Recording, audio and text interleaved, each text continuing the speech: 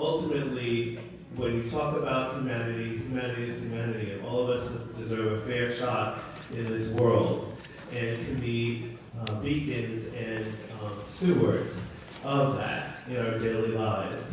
So, without further ado, I'd like to introduce 3 women who represent cultural strength in the African American community. Will the Robinson women please step forward?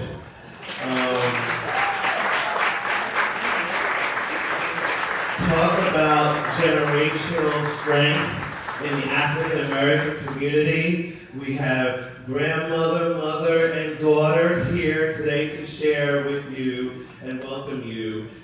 They truly know the roots of our African heritage, and I was delighted and honored to be able to invite them to share with us today. So to honor our ancestors, and I will offer a cultural prayer. For the motherland, cradle of civilization, for the ancestors and their indomitable spirit, for the elders from whom we can learn much, for our youth who represent the promise of tomorrow, for our people, the original people, for our struggle, and in remembrance of those who have struggled on our behalf, for Umoja, the principle of unity, which should guide us in all that we do, and for the Creator, who provides all things great and small. Please repeat after me. One hand to give, one hand to give, one hand to receive, one hand to receive. All praises unto the Creator, all praises unto the Creator. Ashe. Ashe. To me, young people come first. They have the courage where we fail. And if I can shed some light to help them carry us through the day. Struggling myself doesn't mean a whole lot. I've come to realize that teaching the young to struggle with us is the only way our struggles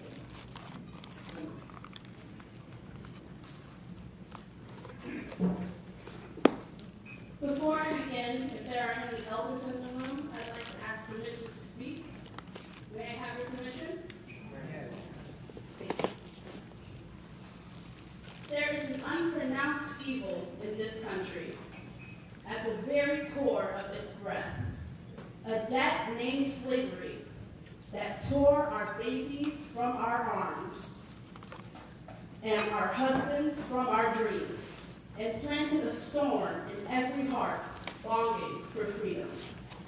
There are stories we dare not tell, for fear we reckon with who we truly are. I am myth and magic, more than mourning. I am miracle and meaning. They called me Moses, and feared the fury of a woman with nothing to lose but her chains. A conductor of light, leader of living love out loud. I am what never gives in or up. I escaped. I imagined. I lifted my brothers and sisters, listening for the North Star, guided by the voice of my visions, with the promise of fleeing and finding home, a freedom no man can own. I am the running, the blood spinning back, the bullet of belief, the spiritual humming in sweat and palms. I am the gun that inspires an army, the doghounds racing at the trace of fumbling feet, conquerors drumming bare songs, dark-skinned, daring, defiant. I am what overcomes the howling night and flourishes in the morning. I am the road to freedom. We took the journey aware of the impossible. Courage was every one of us who dared to carry on in spite of what was ahead. We are the seeds and the soil of our ancestors' freedom dreams, a testament for our thundering resistance. I am a superhero.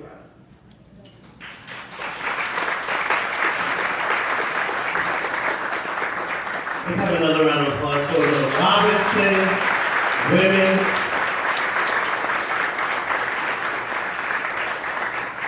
The strong family. I also have the pleasure of introducing another youth, Melanie Darlene Clark. She is a 17-year-old high school senior who attends the Academy Charter School in Hempstead. She's an active member of her school's debate and track team.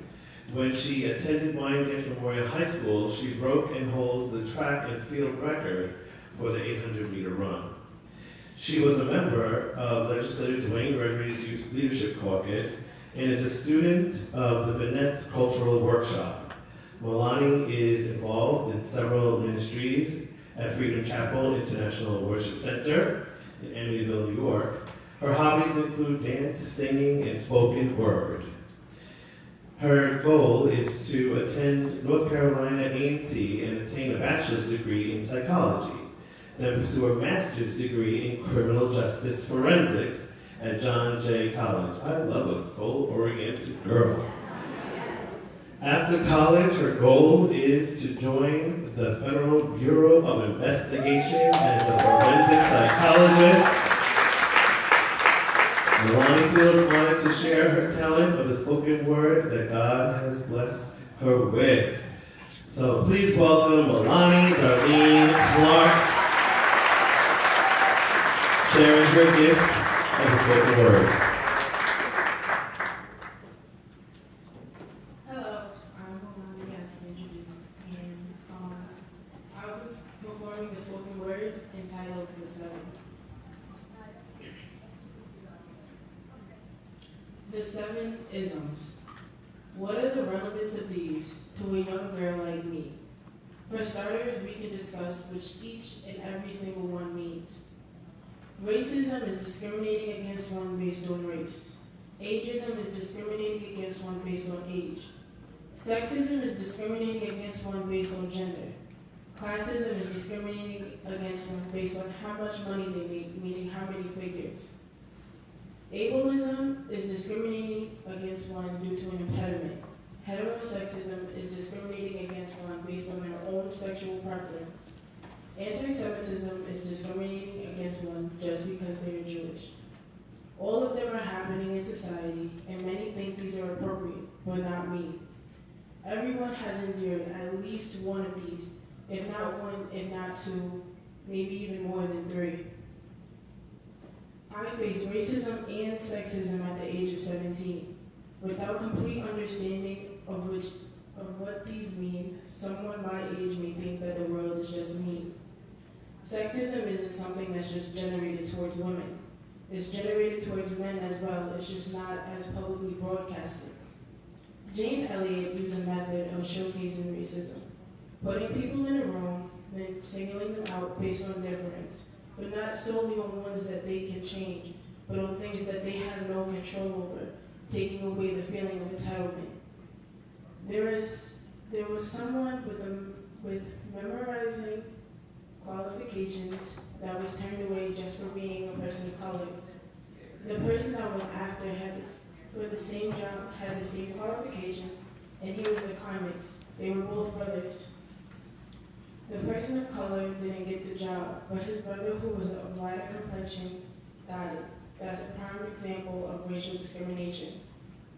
There is an issue that needs to be stopped, but it's not just by us, but by a nation. Imagine being a woman and having credentials that could qualify you to be CEO of a company, going against a man who barely made it out of college and shows absolutely no enthusiasm. But the woman did not get the position, and the man did. Prime example of how no matter how hard women practice, we could lose just because we aren't men. Each of these isms could touch everyone in this room. I know that. Whether it's personally or you know somebody that went through it, these are only facts. I'm not saying we can end it there with a speech or a movement. It takes time. Everyone has an opinion and a stance on these topics. This was just simply mine.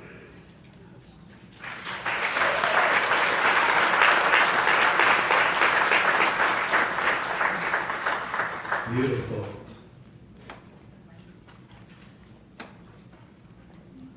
Okay, so this is the moment we've all been waiting for. As many of you know, Jane Elliott is an icon of fighting for civil rights, fighting for human rights.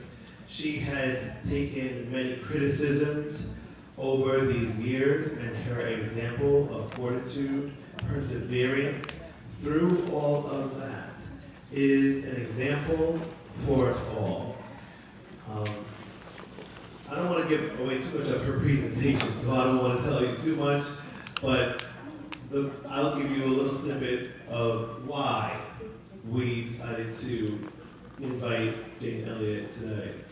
For me personally, her research on the brown-eyed, blue-eyed experiment really catapulted a field in education. I don't even think she realized back then that if she would be the mother of motivation and expectation research around the world. Because of her research, educators now take into account not just that we are teaching subjects, but that we are teaching children those subjects. And that how we motivate them, the words that we say, actually has an impact, because Jane showed us that the words that she said had an impact. It wasn't because of the melanin that was present in their eyes that the children did better or did worse. It was because of the words that she told them why they did better or did worse.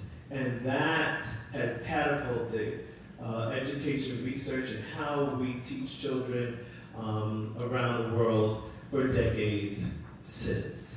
So for me as an educator, when I was in college, to learn of her research as being a foundational research for what I was learning 30 years later was remarkable. And then for her to be willing to come here with us is nothing more than pure joy. So with that, I'll say that we are about to experience presentation that I'm sorry. A presentation that will surely impress us all and have a great impact on us. How are we doing? She's coming? Okay.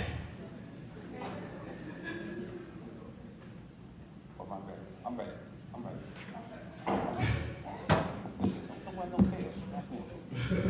Okay, guys. Without further ado, please welcome Ms. Jane Elliott. Please welcome her to the Wyandanch.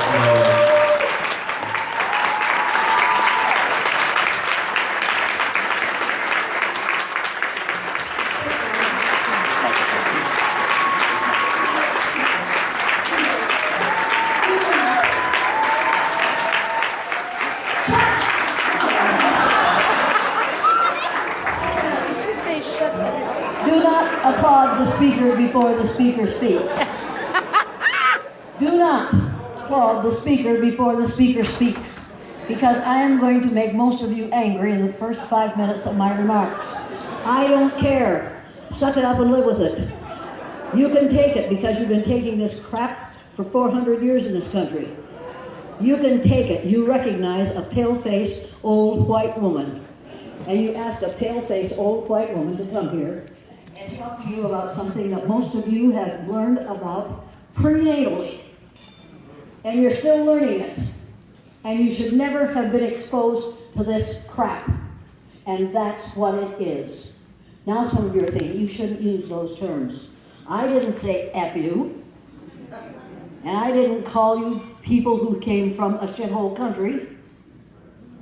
But we have a man, a boy grown tall, in the president's residence, who says those things on a daily basis. And you all have to nod and smile. Because if you don't, you could lose your job. And if you're male and black, you could lose your life for walking down the street not looking properly servile and penitent. Now, I'm an angry old white woman, except I want to do something first. Well, every person in this room who considers himself or herself a member of the white race, please stand. Come on, all you white folks, get up. Come on, all you white folks. You know who you are. I can tell who you are. That's all right. I don't dislike white people. Some of my best friends are white. And you want to remember, when I see you, I don't see you white. How many of you have heard something like that before? Oh, yeah. Now, people, remain standing. I'll tell you when to sit down. Now, will every person in this room who considers himself or herself a member of the black race, please stand. Now the brown race. Now the yellow race. Now the red race. Now, practically everyone in this room is standing. Now, will every person in this room who considers himself or herself a member of the human race, please sit down. Now, people, if you don't remember anything else from what you hear today, you remember this. We are all members of the same race, the human race. And do not applaud. I don't have time to listen to that. I've only got 3 hours. You've got to be here for 3 hours, so rest easy. Every one of us is a descendant of those first black people who evolved in sub-Saharan Africa from 300,000 to 500,000 years ago. Every single human being on the face of the earth is a descendant of those people. If every so-called white person in the world would trace, and brown and yellow and so-called red, and there are no red people. We call natives of this land redskins because we didn't realize that they painted their bodies with color for certain occasions. So we call them red folks. There are no red people. You got it? People, every one of us is a descendant of those first black people. If you trace your DNA back far enough, every white person, so-called white person on the face of the earth, will find some of their DNA from a country in Africa. And I want that to be part of the medical profession. When you're born, I want them to trace your DNA immediately. But we better not allow them to do that. Because if you've got racist pediatricians and racist obstetricians, those folks won't get out of the delivery room alive. You know, and I know, parents whose children haven't gotten out of the delivery room alive because the doctors have said to them, this child is never going to be right. You leave him here and we'll take care of him. I know a woman who went through that and she said, I'm taking my kid home. He'll never walk and he'll never talk. I'm taking my kid home. She took her kid home and she taught him how to walk and she taught him how to talk, and he's a successful human being in spite of what the obstetrician said he was going to be. You do not take anyone else's word for what you are or what you are capable of or what you intend to do and intend to be. We have been living a lie in this country long enough. Every one of you people is my 30th to 50th cousin. That's the way it is, because we all have the same ancestor back there 300,000 years ago. We are all cousins. Now, you may not want me for your cousin, but you're stuck with me. Do you understand that? That's the way it is. I am one of your cousins, and I'm proud to be one of your cousins. I am angry about what's been going on in this country for as long as I've lived, and a whole lot longer than I've lived.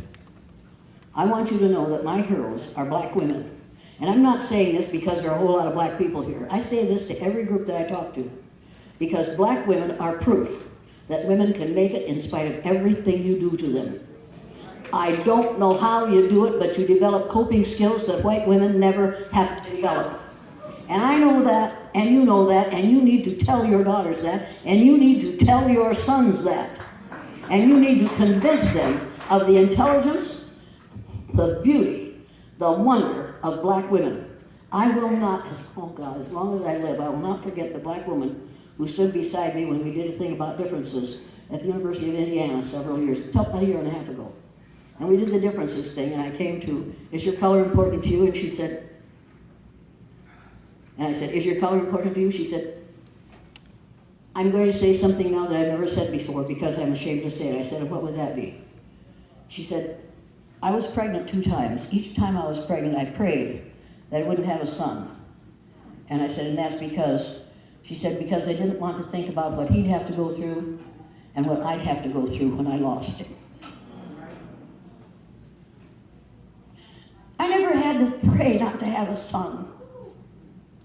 That wasn't part of my needs. I wanted to have sons because they would carry on the family name. Black women don't even have that. And I'm angry. I'm really angry. And I'm especially angry that I'm here observing the birthday of Martin Luther King Jr. The day after Martin Luther King Jr. was killed, I came home from school that day. We were doing the Indian unit. We had learned about those people. And the previous year's students had made a teepee. We were going to put it up in the classroom the next day. We were going to paint it with Indian symbols chosen by white folks. We were going to sing Indian songs written by white folks. We were going to read Indian poetry written by white folks. And I had the teepee that my previous year's third graders had made. I was going to take it home, wash it, dry it, iron it, take it back to the building the next day, put it up in the room, and we were all going to pretend to be Indians for a day. We weren't going to live on res. We weren't going to deny our humanity. We weren't going to be able to pretend to be Indians for a day, but we were going to play that game because it's springtime, and the kids are eager to get out of school, so we're going to play that game. I walked in my door, the telephone was ringing, I asked to answer the telephone. It was my sister. She said, you have your television on? I said, no. She said, you better turn it on. I said, why? She said, because they shot him. I said, who did we shoot this time? It was like a joke. She said, Martin Luther King Jr. And I swear to you that for a few seconds, my world stopped. I stopped breathing. I was infuriated by the fact that this society would kill a man not because of what he was saying, but because of the ignorance of racism in this country. We killed him not because of the color of his skin, but because of the ignorance of people who don't know the reason, the cause of color, or the result. I was furious. I washed and dried the teepee, I fed the kids, I put them to bed, I spread that teepee out on the living room floor, I turned on the television, I started to iron the teepee, and here came Walter Cronkite. Now, up until that moment, I thought that God looked like Walter Cronkite. Obviously, God's a woman. Anyway, getting right along.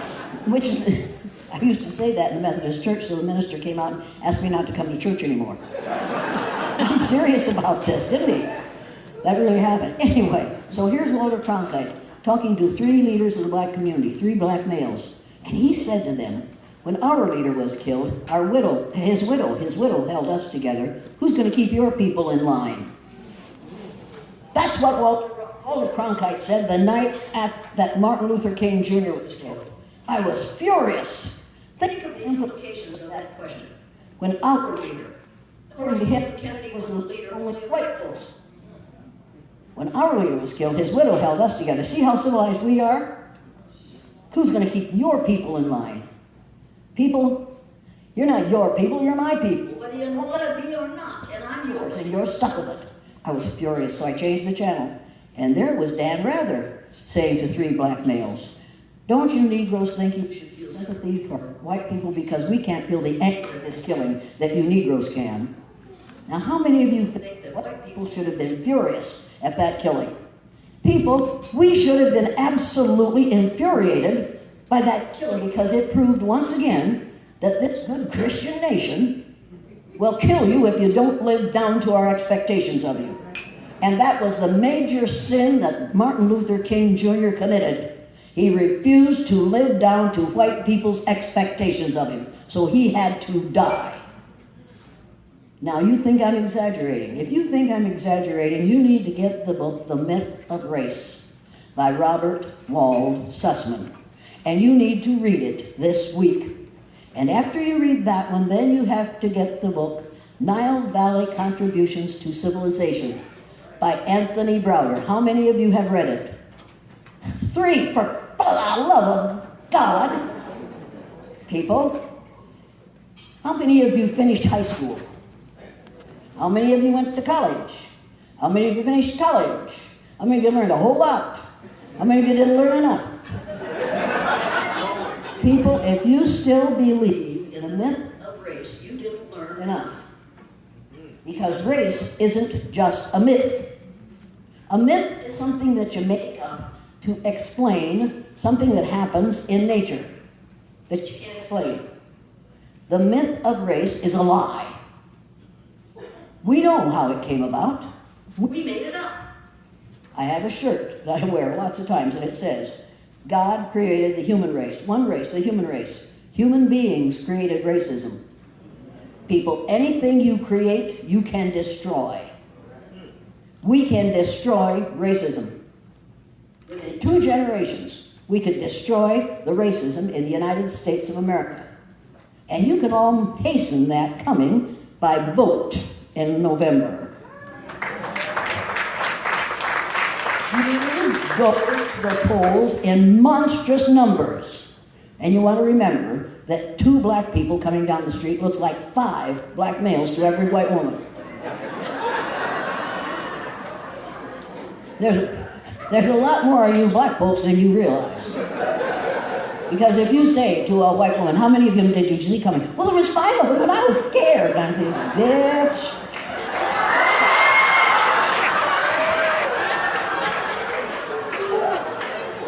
Now, if there are children in here, I'm sorry. How many of you have never heard that word before? How many of you women have been called the word bitch? How many of you are called that by a man? Now, let me tell you about that. For me, bitch is an acronym, a word made of the first letter of a bunch of words, right? Bitch is an acronym for being in total control, honey.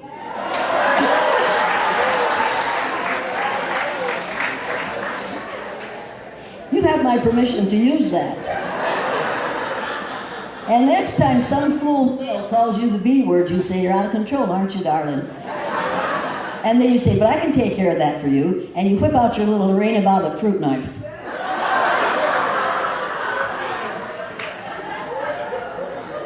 How many of you don't know who Lorena Bobbitt was? How many of you do know? How many of you think there should be a great, big, phallic symbol for her in Washington, D.C.? How many of you have read any of Bell Hooks' books? Get busy and read Bell Hooks' books. How many of you have read the book, The ISIS Papers by Francis Wellesley? Those of you whose hand isn't up, get the book, The ISIS Papers by Francis Wellesley. It will blow you away. People, it's time to start telling the truth. Now, I want you to look at my shirt and look at my skin. What color is my shirt? You all recognize that as white, don't you? Then what color is my skin? How many of you think I have white skin? How many of you have ever met a white person? They don't exist, people. There is no such thing as a white person. Every person on the face of the earth is a descendant of those first black people. There are no white people. And if you meet a white person, you know we're talking to a Martian. Now, let me ask you this. How many of you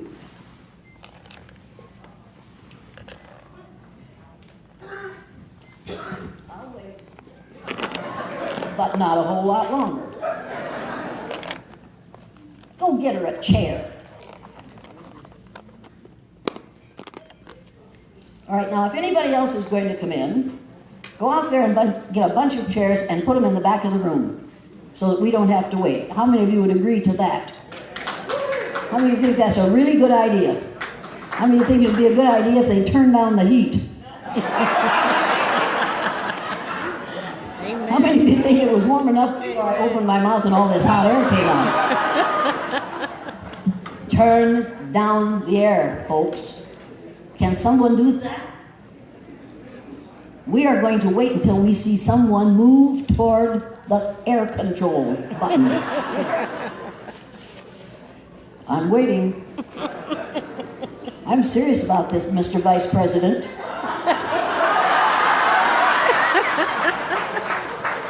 Because he's tall and black and male, he thinks he doesn't have to do what I tell him to. Mostly he doesn't, but today he does, because you're paying me to be here. Oh, is my check cut? I have to worry about that, because I'm going to say things that make you so angry that you're going to say, why should she get paid for what she just did? She just came here to tell us something we already knew. I know you already knew it, but you need to hear it said out of a white woman's mouth. Because you know it, but you don't dare say it. If you dared to say the things I say, you wouldn't live long. You know that, and I know that. And it's a sin, and it has to be stopped. I'm angry. I'm angry that we have a situation in this country where we call ourselves a Christian nation. If this is what Christians do, make me be something else. Amen. Let me change my... no hallelujah, and don't say amen. We don't say amen, we say a women. I'm sick of that. People, we go around the world spreading Christianity. We also go around the world spreading fertilizer, which is really manure. I have a sign, a shirt at home on which it says, manure occurreth.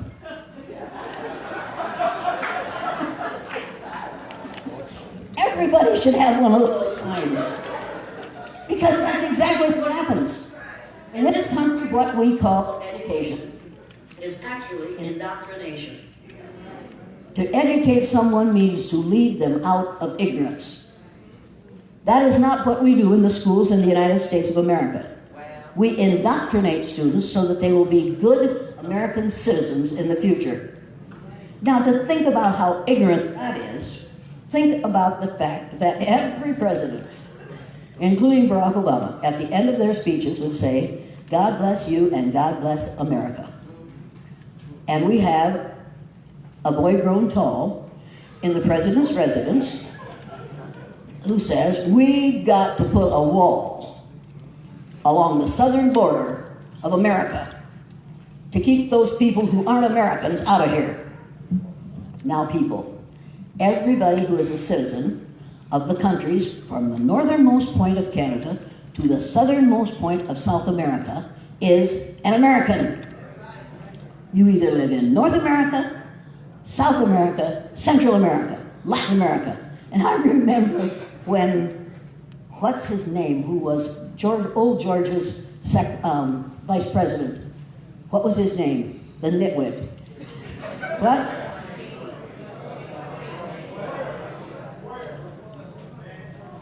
Quail, oh my God, somebody should have shot him. There goes a quail. People. He said when they were going to send him to Latin America, I'm sorry, I never took Latin in school, so I won't know how to speak their language. He thought Latin America was a place where they speak Latin. People, our president fool says, we're going to keep everybody who isn't American out of America. America is more than the 48 contiguous states and Alaska and Hawaii and the islands. Do you understand that? America is everything from the northernmost point of Canada to the southernmost part of South America. You can't keep Americans out because they are Americans. And how many of you would vote to not build the wall? How many of you know that a whole mess of people from Central and South America do a whole lot of work and make this country a whole lot better than it would be without them? You better support that theory, people. Because within 30 years, white people, so-called white people, will be a minority in the United States of America. Now, I don't think you'd ought to applaud at that, but you can if you want to. Now, the number one fear of white people, so-called white people today, is that when people of color get power, they will want to get even with us white folks. So will every person of color in this room who wants to get even with all white people, please stand. Now, white folks, look around. They don't want to get even with us. But let's be honest about this. With every person of color in this room who wants to get even with one or two white people, please stand.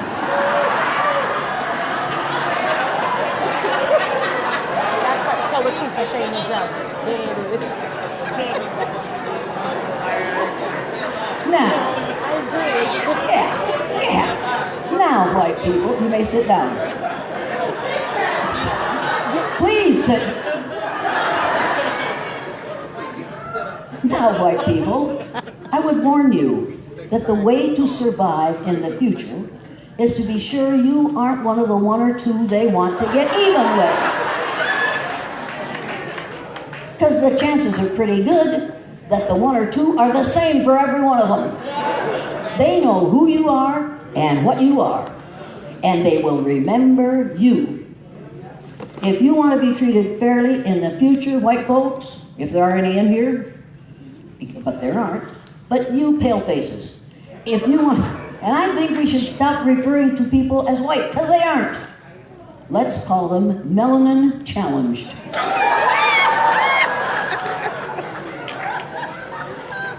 I'm going to put that on my business card from now on.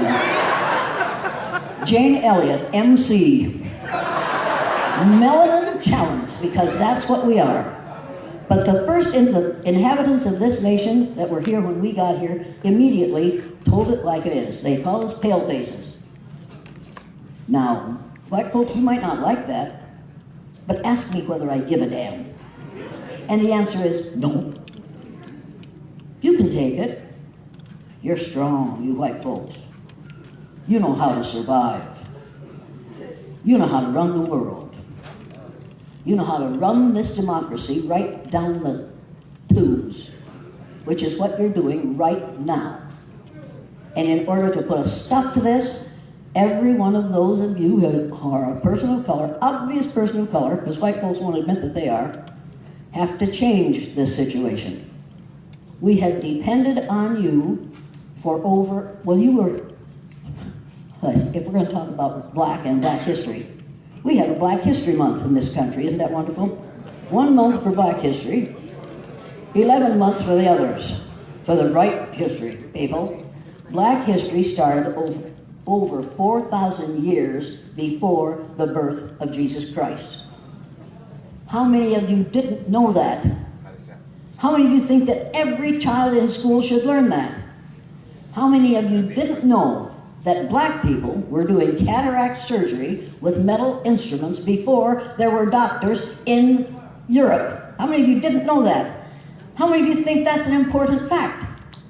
How many of you think Columbus discovered America? People, you can't discover a place where people are already living. They discovered it before you got there. And people, Native Americans, didn't come up out of the ground, out of a hole in the ground. They came from Africa. Now, I know that some of you are thinking, well, you're wrong about that, bitch. Well, I mean, you're right, I am a bitch, because I am being in total control, honey. But how many of you have read this magazine? The April 2018 issue of National Geographic. People, I ordered 20 copies of this, but I moved out to California, so I don't know where the 20 copies are. But maybe they're smart enough to get them to me. You need... The vice president shouldn't have to wait on people. Come on. What? You don't have to wait on people. Come on. He won't say yes to me, but he'll take care of her. And there's something very wrong with this. People, you need to read this magazine. You need to look at the pictures in this magazine. On 1 page, on 3 pages, there are pictures. Well, let me show you. And don't tell me I'm slowing you down. I don't care. People, On 3 pages of this, you will find this. 70 faces. And under each of those faces is a number. Because we all have a number, our skin color has a number on the color wheel. Now, think about this. You could have a number according to your number on the color wheel. And now somebody's going to say, I don't want to be just a number. How many of you pay into Social Security? How many of you have a Social Security number? How many of you have a parent or a grandparent who is living on Social Security? How many of you then have a number to whom that person is extremely important? Oh yeah, folks, you need to realize that numbers are important, and they will become more and more important as your numbers exceed the number of white people in the United States of America. You were here first, and because the ozone layer, the hole in the ozone layer, is getting bigger every day, and it's going to get worse now because Mr. Donosaurus T. Rump took out the regulations for emissions. So now that ozone layer, the hole in the ozone layer, is going to get bigger and bigger and bigger and allow more and more sunlight to enter our environment. Now that isn't going to bother a whole lot of you because you have enough melanin in your skin to protect yourselves from the damaging rays of the sun. White people are going to die of melanoma in increasing numbers. Now you're supposed to be sad about that. No, you aren't. You're supposed to realize it can happen. It will happen. And when it does happen, see, he's undressing, I can't. Turn the heat down again, please. Is it too warm for you? Well, if a male can't stand it, why should the females have to? Now, I don't suffer from hot flashes, but I might have one today in this room. And that is not a pretty sight. People, if we don't do something about the management of this country and of our land and of our environment, you are going to be the last ones here. Because we are destroying this environment. Now, who's the first black president of the United States? Did you say Barack Obama? Holy people. Abraham Lincoln was the first black president of the United States. Abraham Lincoln was part black, part white, and part Cherokee Indian. He was a Melungeon. How many of you didn't know that? Now, I'm going to give you something that you're going to have fun doing. Go to the nearest Republican. I've got to quit calling them that. Well, that's the area they care about. Now, people, many of them, people, go to the nearest Republican and say to them, you call your party the party of Lincoln, right? Yeah. Did you know that Abraham Lincoln was part black, part white, and part Cherokee Indian? You think they'll say thank you to you for giving them that piece of information? They will not speak to you again for a very long time. We white folks don't want to admit that. And we don't want to admit that Dwight Eisenhower had black in his recent background. We've had lots of black presidents. Every one of our presidents has been a descendant of black people. Get over it and do it now. This is an important fact, people. I'm going to try to get this enlarged so that you can all see it. But you can see it by getting a copy of the National Geographic magazine for April of 2018. The picture on the front is a picture of twin girls, one black and one pale face. But they are twins, and they are not biracial. There is no such thing as a biracial person unless one of your parents came from outer space. Get over words like biracial and multiracial. They do not exist. You are all members of the same race. And what race is that? Human. People, you're going to get sick unto death of hearing me say that. But it bears repeating. Words are the most powerful weapons devised by humankind. We have been killing people with words for the last 300 years in this country, and thousands of years on the face of the earth. Words destroy people every single day. We have to start being careful about how we use them. And when you can define a person by the color of their skin, and because of your antisocial studies teachers can treat them badly because their skin isn't the right color, you can destroy young black males. And they can drop out of school. And you can say, look at all these dropouts, that's the way those people are. And then somebody has to stand up and say, wait a minute, those aren't dropouts, those are forced outs. Those are young black males who are treated unfairly in the school by their teachers and who every day have to say, yes, Mrs. Elliott, yes, Mr. Yes, to things that are lies. Why wouldn't they drop out? Why in the world wouldn't they drop out? How long do we expect young black males to put up with that kind of abuse? How dare we? And how dare we call that education? That's not education, people. That's indoctrination. And did I tell you the meaning of the word educator? I didn't. Then I will, and don't you forget it. The word educator comes from the root duc, dus, which means lead, the prefix e, which means out, the suffix ate, which means the act of, and the suffix or, which means one who does. An educator is one who is engaged in the act of leading people out of ignorance. Now, if schools aren't doing that, they are not in the business of educating, and the people at the front of the class are not educators, they are teachers. And there's a huge difference between an educator and a teacher. I'm an educator. It is my job to lead people out of the ignorance of racism. And I will repeat this over and over again. People, racism is not the result of skin color. It's the result of ignorance. You can't change the color of your skin. You can change the level of your ignorance. And that's what black people have to tell palefaces. You have to let them know on a minute-by-minute basis that you know better, and you're going to be better. And you're going to see to it that we are better. Wasn't it the senator who died, the black senator who died, who said, we are better than this. People, we are better than this. Black people, you're smarter than you have ever realized. Think about this. Black people who evolved in sub-Saharan Africa moved without benefit of any modern technology, moved from the area of the equator and populated every landmass on the face of the earth without benefit of any modern technology. Every landmass on the face of the earth was populated by, and still is populated by, descendants of those first black people. How many of you didn't know that? How many of you think you should have known that? How many think we ought to be teaching that in the schools? People, we have got to start teaching the truth in the schools. We have taught the lie for too long. I would have sworn that I wasn't a racist the day after Martin Luther King Jr. was killed.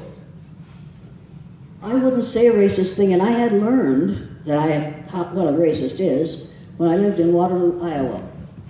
Waterloo was like 30% black. My husband ran a grocery store for the National Tea Company in the North End, which was the black section. And we were being transferred, the company was transferring us to Fort Dodge. We owned a house, we were buying a house, so we had to put an ad in the paper to rent the house. Somebody called and the woman said, do you rent to coloreds?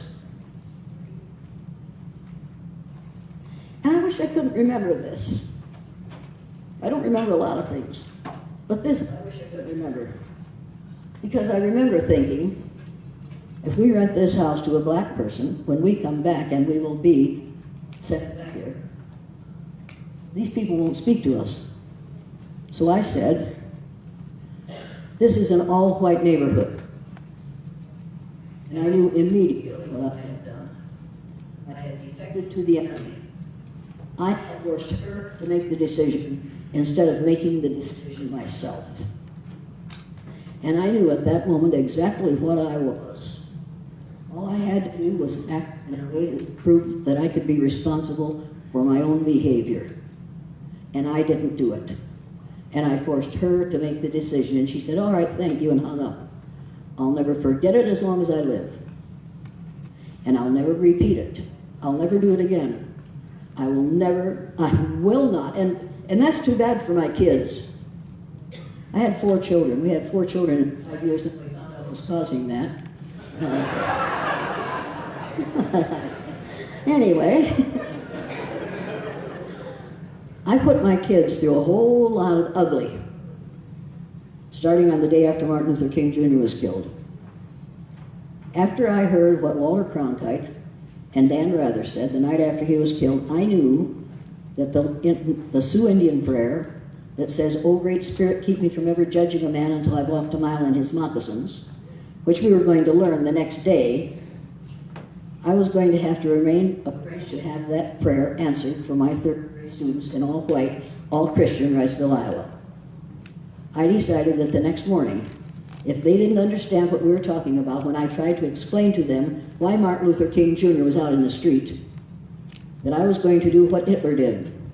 I learned this behavior from Hitler. I decided I was going to separate my group according to the color of their eyes. I was going to discriminate against those who had the wrong color eyes. I was going to, in fact, treat them the way we treat people of color in this country for a day. I was going to let that group find out how it feels to be treated unfairly on the basis of a physical characteristic over which you have absolutely no control. I didn't know how this exercise would work. If I had known how it would work, I wouldn't have done it. If I had known that my 4 children who went to school in that system were going to be beaten, were going to be spit on, their belongings were going to be destroyed, they were going to lose all their friends, I wouldn't have done that exercise. If I had known that my father would be totally isolated in the community in which his great-grandfather was one of the first settlers, and isolated because he raised an N-word lover for a daughter, I wouldn't have done that exercise. If I had known that no teacher would speak to me for 12 years in that system because it wasn't good politics to be seen talking to the N-word lover, if I had known that was going to happen, I might have done the exercise sooner. I found out that I had a whole lot more time to teach when I was no longer included in their hall conferences, and I was no longer bothered by having to readjust my thinking every time they opened their mouths and made a racist, sexist, ageist, homophobic, ethnocentric statement. I didn't have to listen to those things anymore. But what happened to my children was absolutely unforgivable, and I'll never forget it. I might forgive it, but I'll never forget it. I came home from school one day. My 7th grade son was cleaning himself up. He had been beaten. He was bruised and bloody, and he had been beaten. I said, "What in the devil is going on here?" The high school was farther from our home than the elementary, junior high school was. And he had to run as fast as he could go to get home every night so that he could get home before the high school got out. I didn't realize that until I found him bloody and beaten. I said, "What happened?" He didn't run fast enough. 5 white boys in a car chased him down. 2 jumped out to beat him up. 2 stayed in the car. 3 stayed in the car. 1 to drive and the other to be a watch person so they wouldn't get caught.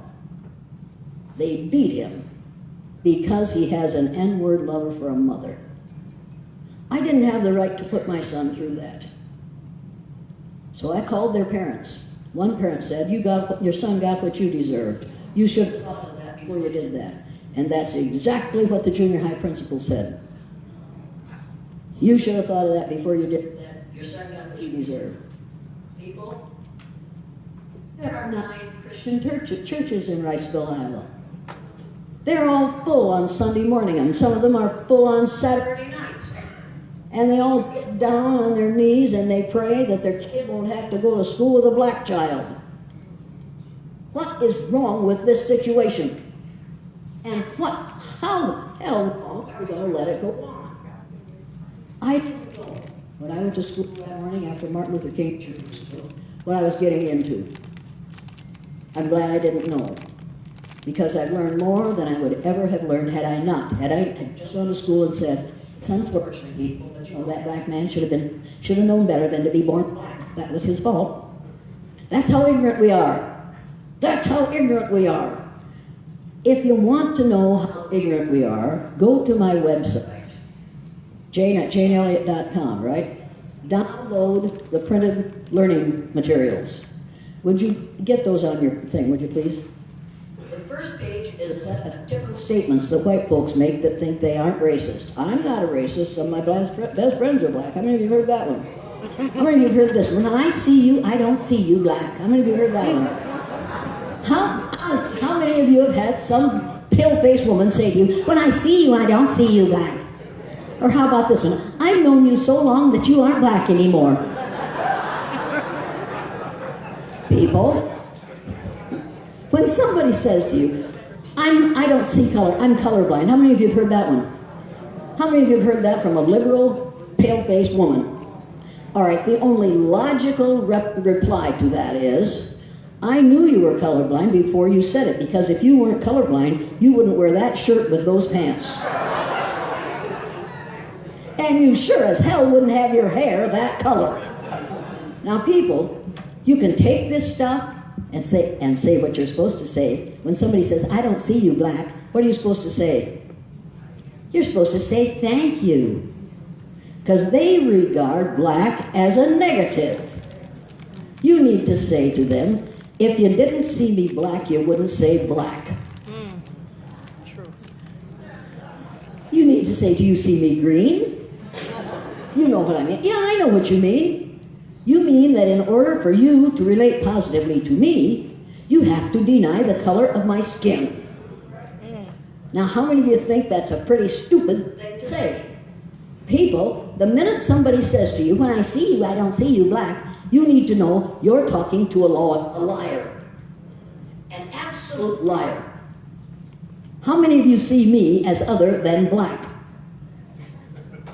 Be honest about this. How many of you don't see me as black?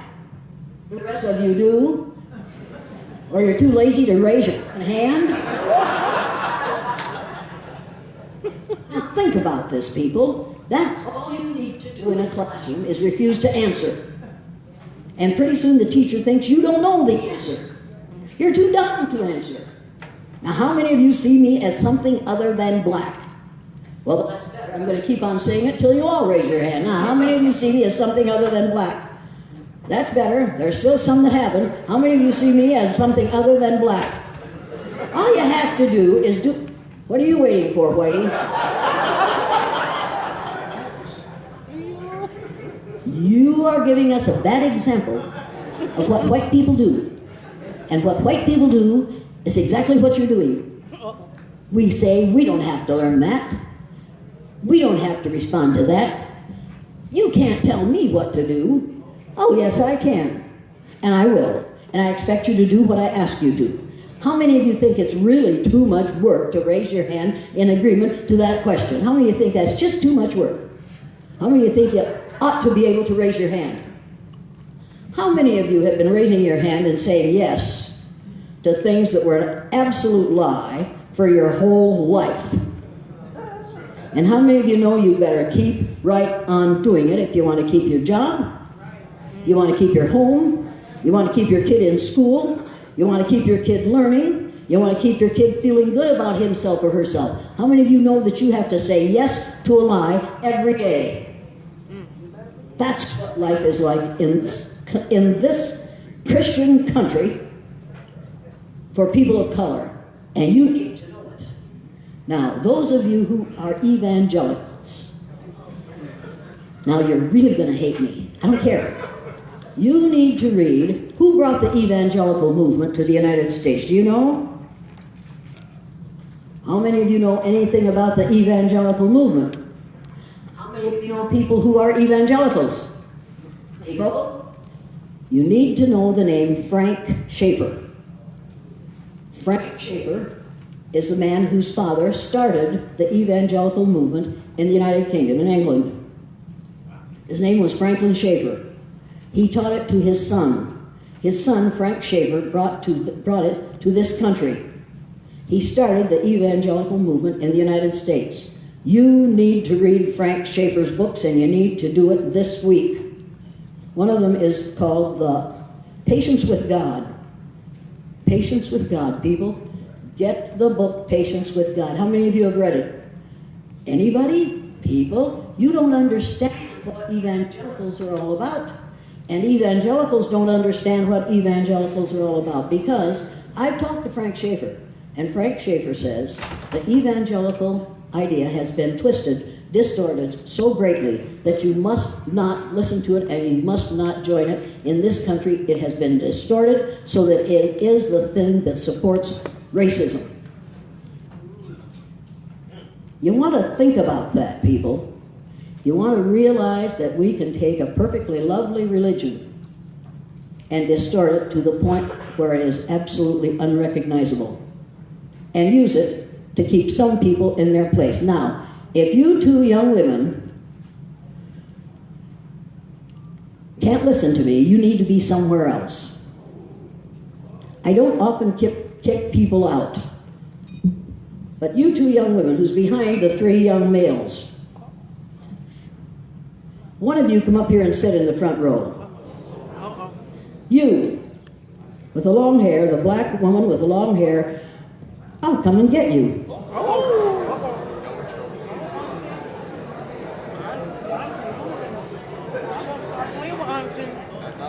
I'm going to do you a favor.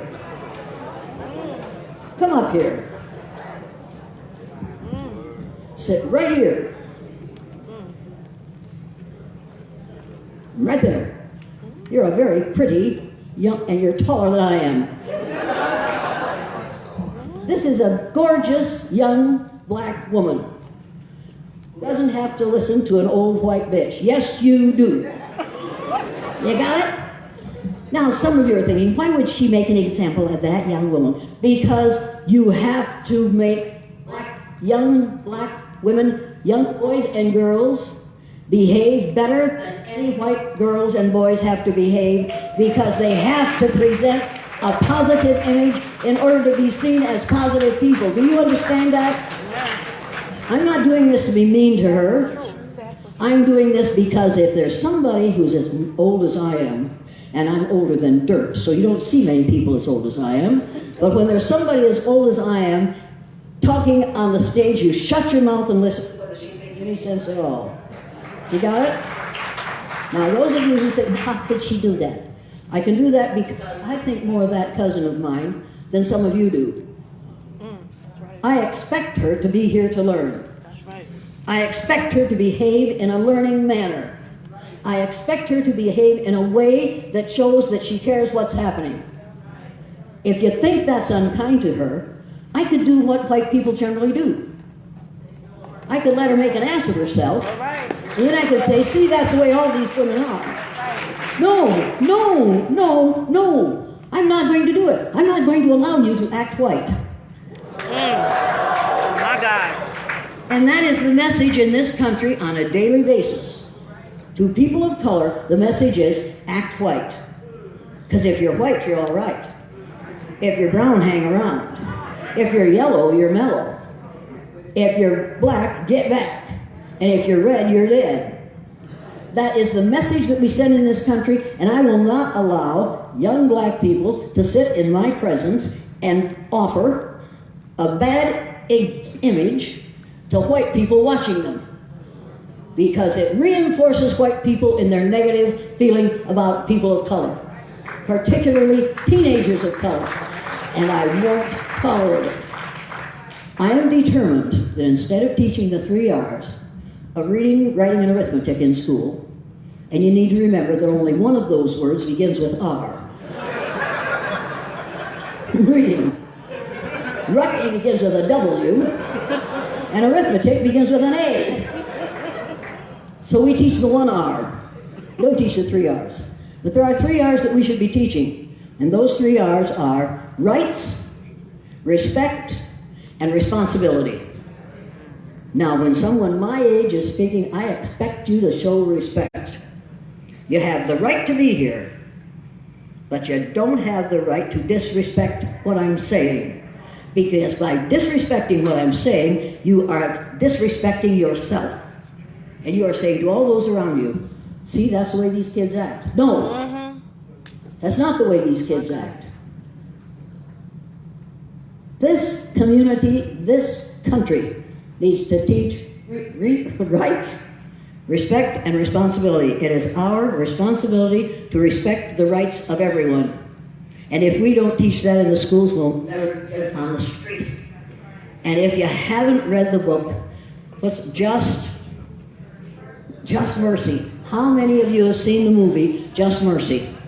I haven't seen it yet, but people, after you've seen the movie, now that you've seen the movie, before you see the movie, get the book Just Mercy. Please, please get that book. And you will learn things that you didn't want to know. Most of you already know it. But you need to know what happens with the young black boys who get sent to prison. You need to do whatever you can do to change the situation in this country to see to it that 14-year-old boys, black boys, do not get tried as adults in courts in this country and get sent to adult prisons. This has to stop. And it will never stop as long as we think that it's all right to allow black children to behave in ways that upset us and that forces them to end up out of school and in prison. We have to put a stop to it. I went into my classroom that morning. I told my husband when he got home that night, he worked at the Oliver plant in Charles City, Iowa, came home at like midnight. I told him what was, as he came in, he said, "They shot him, didn't they?" I said, "Yeah, they shot him." And he started to tell me some of the ugly things that the people he rode back and forth to work had said about Martin Luther King Jr. I said, "Gerald, you need to know that tomorrow I'm going to separate my students according to the color of their eyes. And I'm going to discriminate against those who have the wrong color eyes." And he said, "Jane, you better be careful. You don't want to do this, you could lose your job." I said, "Gerald, if I lose my job for teaching what's right, I don't want to teach in Riceville." He said, "Listen, we've got 4 kids to raise. We need that money." I said, "I'm going to do the exercise." I went to bed that night. He went to sleep. I said the prayer I always say now, "Oh Lord, make me an instrument of thy peace. Oh Lord, make me an instrument of thy peace." I said it over and over like a mantra. If I had known what was going to happen the next day, I would have said that prayer. Let me warn you about something. Be careful what you pray for. Amen. My God. I would not have prayed to be treated the way I was treated by those teachers and 20% of the people in Riceville, and I would not have prayed to do something that would allow my poor children to be abused the way they have been ever since I did the exercise. That is not what I would consider an answer to my prayer. But I didn't know because I'm white, and I don't have to know. All I have to know is I must be right because I'm white. Will you open this for me, please? I went in, I told my husband what I was going to do. I left the house. He said, "Be careful, you're going to lose your job." I said, "I'll see you tonight, Daryl." And I left quickly because I was starting to cry, and I didn't want him to see it. I was scared to death, but I wasn't scared for the right reason. I was afraid of what I was going to learn. I didn't want to learn that my students were racist. I knew they were. What I didn't want to learn is that I was one. I went into my classroom the next day. The first student, Stephen Armstrong, came in and they said, "Hey, Elliott, they shot that king last night. Why'd they shoot that king?" I said, "We're going to talk about that, Stephen." So after we had done the things you have to do first thing in the morning, first we said the Pledge of Allegiance to the flag with the words "under God" in it. Now, people, that's against the law. You aren't supposed to teach religion in the school. How many of you learned the Pledge of Allegiance to the flag with the words "under God" in it? How many of you know when those words were put in there? When? 1954, and who was the president at that time? Eisenhower. When Eisenhower came to power, there's a rap thing right there. We didn't have the words "under God" in the pledge, but the Knights of Columbus lobbied their congressmen to get the words "under God" inserted into the pledge, thereby making it into a little prayer that every child has to say in the morning. "I pledge allegiance to the flag of the United States of America, to the republic, one nation, under God, with liberty and justice for all." People, how many of you think we have liberty and justice for all in the United States of America? No, we don't have liberty and justice for all. And you ought not to be saying the Pledge of Allegiance to the flag with the words "under God" in it. Now, the first thing we need to do is take the words "under God" out of the pledge. By God, we ought to do that. This is ridiculous. The second thing you ought to work on when you leave here, just to get attention, to change the name of the White House to the President's residence. Now, people, I remember when Richard Nixon said to a group of reporters, "I'm trying to save the White House for you white people." People, the reason we have a boy grown tall in the President's residence now is because a whole bunch of palefaces are really angry that a black man lived in the White House for 8 years. Now, we weren't upset by the fact that black people were doing all the work in the White House for 8 years, or the fact that black people built the damn building. But we are upset that a black man lived there for 8 years. Oh, so we got stuck with this fool. And he is a fool. I recognize fool when I see one. Some of my best friends are fools. People, you need to realize that we are living with the results of a failing education system. Teachers have, and I said to my students, you don't have to say the words under God in my classroom. And they look like, ooh. I'll never forget the day we went through the group that we took, that I put that group, before we did the blue-eyed, brown-eyed exercise, months before that, we were studying what did the first people on earth probably look like. And I said to my third graders, what would you have to be alive? They said, well, you'd have to have food. I said, where would you find it? Well, you'd have to live someplace where there's stuff hanging from the trees. You could eat fruit or so you could grow fruit. I said, yeah, you'd have to have food. So could you do that in Iowa in the wintertime? No, it's like New York in the wintertime. So you couldn't. Well, obviously, the first person on earth wasn't born in New York. I said, what else would you need? Well, you'd have to have water. How would you find water? Well, you'd follow the animals, okay? So you'd have to have some place where there were lots of animals, and you could follow the animals, know where to drink. Okay, you don't have any clothes, so what are we going to do about that? Well, you'd have to be where it's really warm, where there's lots of sunlight.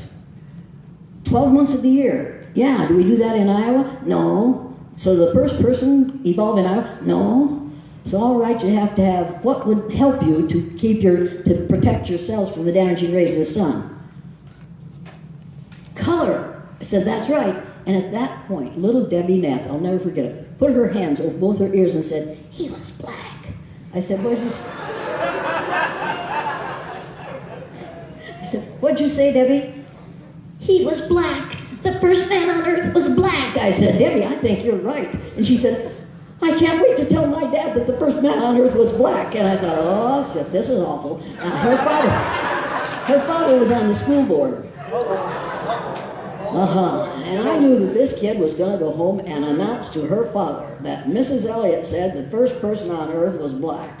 And I thought, well, this is not going to be fun. He never reacted to that.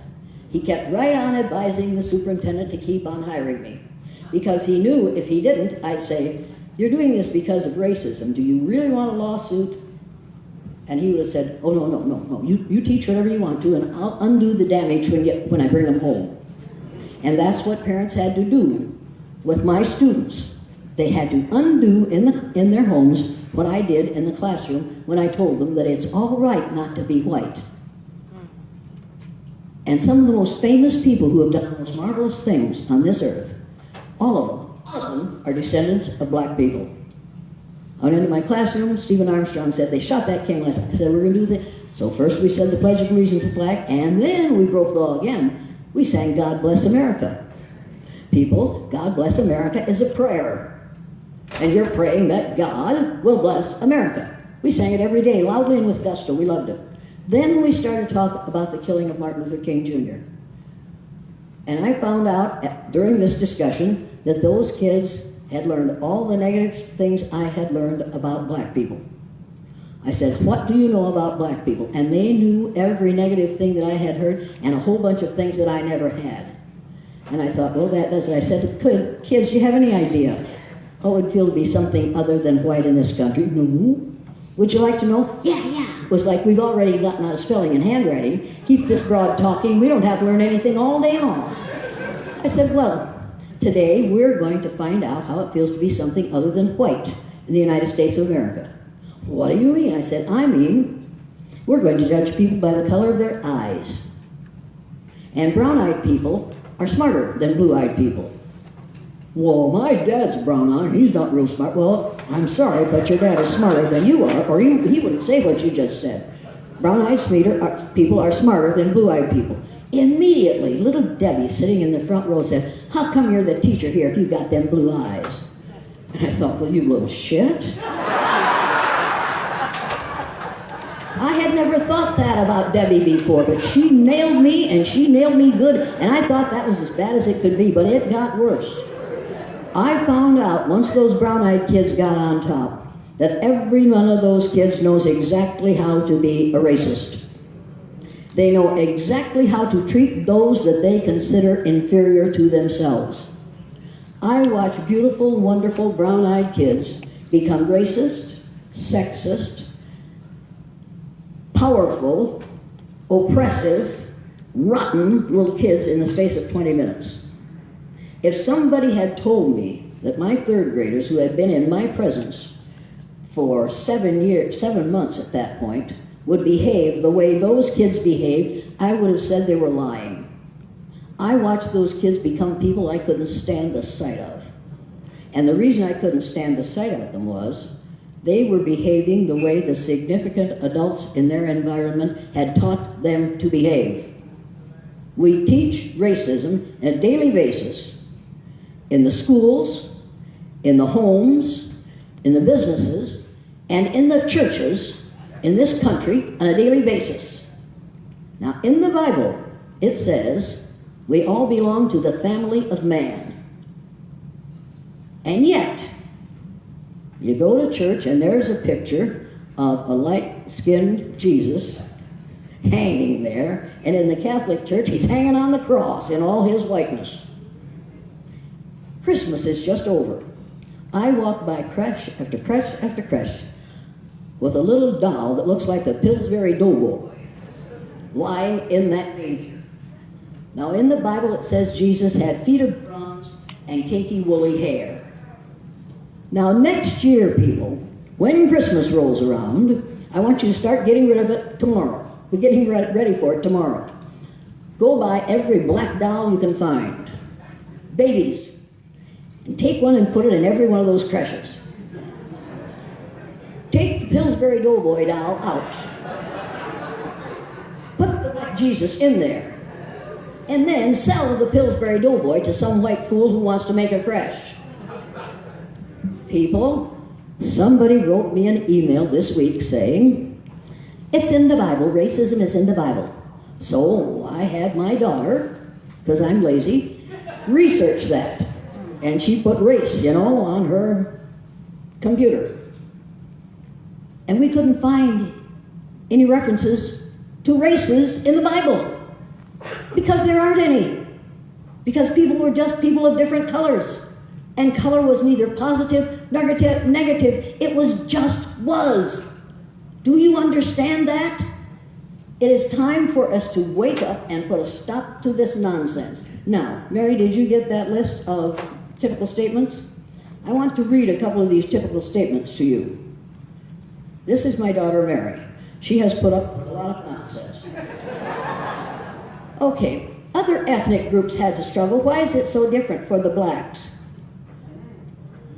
How many of you who are black would like to struggle only as hard as the Irish did? Wouldn't that be lovely? This thing here, okay. Angry minorities make me feel so helpless. People, right now, the reason white folks feel helpless when they're around angry minorities is because you don't keep your place. And if you don't keep your place, we white folks are in trouble. Don't keep your place. Let them know this has gone on long enough. How about this one? I love this. Racism exists only where minorities exist. Remove the minorities and we won't have these problems. How many of you have heard that one? People, you need to know there were no minorities in Riceville, Iowa. But every one of my students knew every negative thing I had ever heard anyone say about blacks. And there were no minorities other than women in Riceville, Iowa. People, you don't have to have people of color to have racism. All you have to have is ignorant people who are teaching racism in the school on a daily basis and in the church. And you need to know that in this country, we have used Christianity to keep people down. I will never forget the young black male who, with one of his classmates, was taking me to the airport after I had given a speech. And he said, well, Mrs. Elliott, I know I have to suffer. I said, what? He said, I know I have to suffer. It says so in the Bible. I said, what in the devil are you talking about?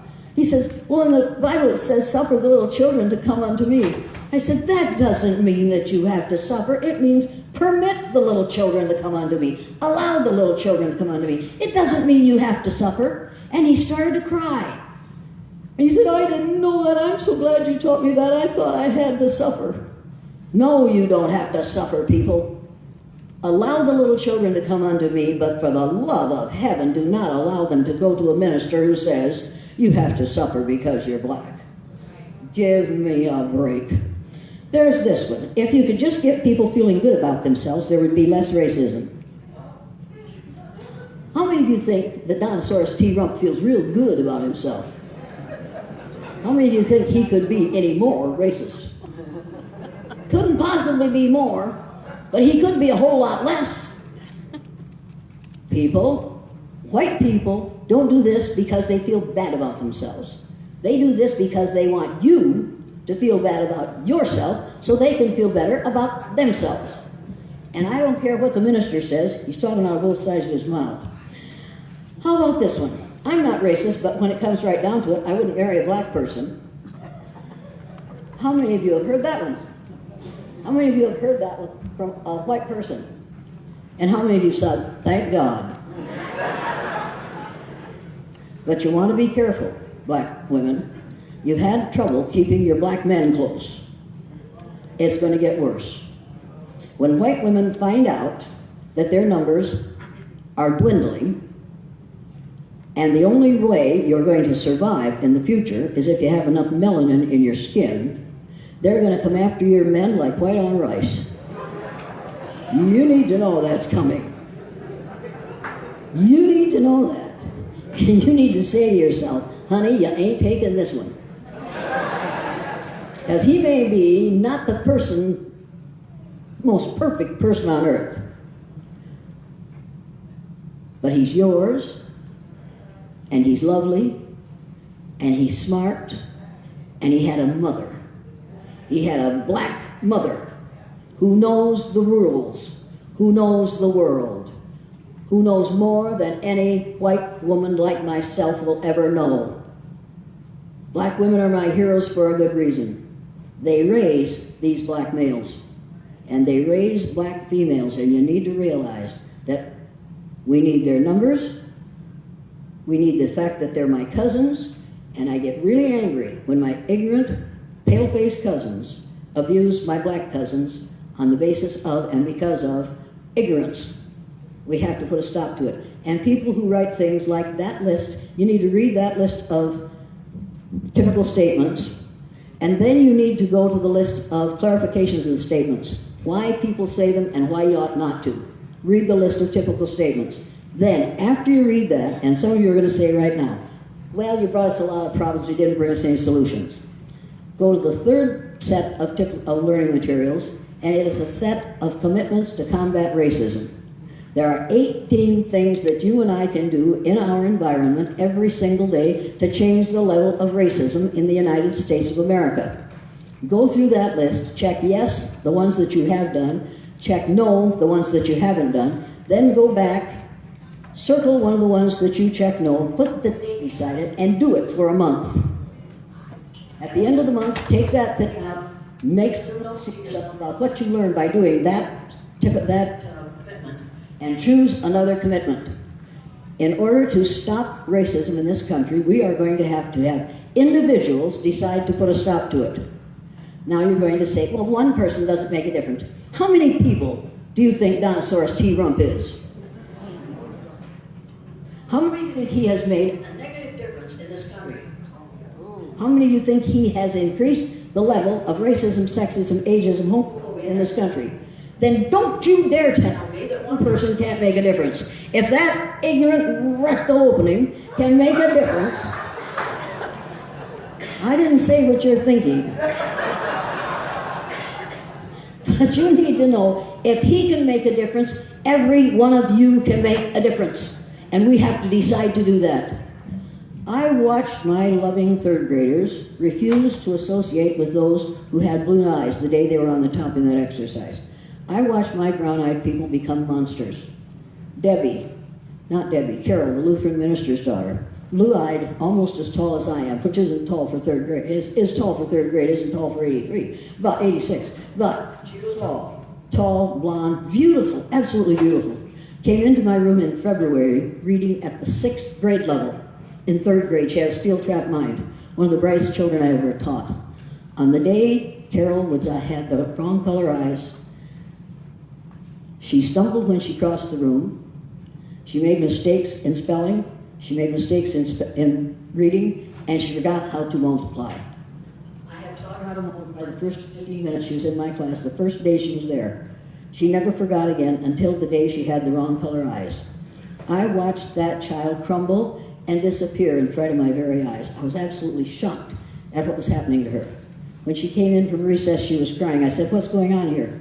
As she walked across the playground, 2 brown-eyed Debbies and a brown-eyed Cindy walked up behind her. One of them reached up, struck her across the back with her forearm, and when Carol turned around, Debbie said to her, "Now you have to apologize to me for getting in my way, because I'm better than you are." And Carol apologized and came in crying. That would never have happened in my classroom if I had not introduced racism based on eye color into my classroom. I couldn't believe what my kids were willing to do to one another. On the other hand, I had in my room that year 6 dyslexic boys who couldn't read until I got them, and then they learned to read. On the day they had the wrong color eyes, those dyslexic boys were even worse in their academic performance, but the brown-eyed dyslexic boys read words I knew they couldn't read and spelled words they couldn't spell. I knew they couldn't spell, but I told them they had magic eyes and they lived up to my expectations of them instead of what happens in classrooms all over the United States today, where we force brown children to live down to our expectations of them. You know it and I know it, and it has to be stopped. I watched and then I went home that night, scared to death of going back to school on Monday, because on Monday I was going to reverse the exercise. And I knew that my blue-eyed people had said in the boys' room and the girls' room, "Boy, you wait until Monday, we're going to fix you." So on Monday, I was sure these little are going to get even, and I wanted to slap some of those little brown-eyed people, but you can't do that as a teacher. So I figured, well, on Monday, I'll get my chance. On Monday, I reversed the exercise. Brown-eyed kids just were deaf. It was like my granddaughter gave me a great big 7-foot blow-up Santa Claus for Christmas. What those kids did that day was just what that Santa Claus did when I pulled the plug on his air. They just crumbled. I watched blue-eyed people who had been dumb on Friday become brilliant on Monday. And I watched brilliant brown-eyed people become unable to perform academically. I couldn't believe it. That first day, brown-eyed Billy Thompson, came up to me at the end of the day and said, "Miss Elliott, can I see, where's my spelling paper?" I said, "What do you want it for, Billy?" He said, "I want to take it home and show it to my mother. She thinks I can't spell, and I can." He didn't find out until April 5th of his 3rd grade year that he could spell. And I didn't find out that he could because he had been living down to previous teachers of him and my expectations of him. He had to be told that he had magic eyes in order to be all that he could have been. People, in Nathan Rutstein's book, he says, and if you haven't read Nathan Rutstein's book, what's the name of it? Racial Conditioning of Our Children. Get Nathan Rutstein's book, The Racial Conditioning of Our Children. The subtitle of that is Ending Psychological Genocide in the Schools. Ending psychological genocide in the schools. That's what we are doing to children of color all day in the schools in the United States of America. People, we can't afford to let this go on any longer. Read that book. He says, if you teach a child as he is, he will never be more than he is. But if you treat a child as he could be, he will become what he could be. And that's what we ought to be telling educators. You can't tell teachers that because they don't learn. But you can tell educators, and they will learn. I The day that the blue-eyed kids were on the top, they were much less vicious to the brown-eyed kids than the brown-eyed kids had been to them. So on the second day, on Tuesday, each child had to write a 4-paragraph composition telling how the child felt on Monday. On Friday, how the child felt on Monday, what discrimination is, and who Martin Luther King Jr. is.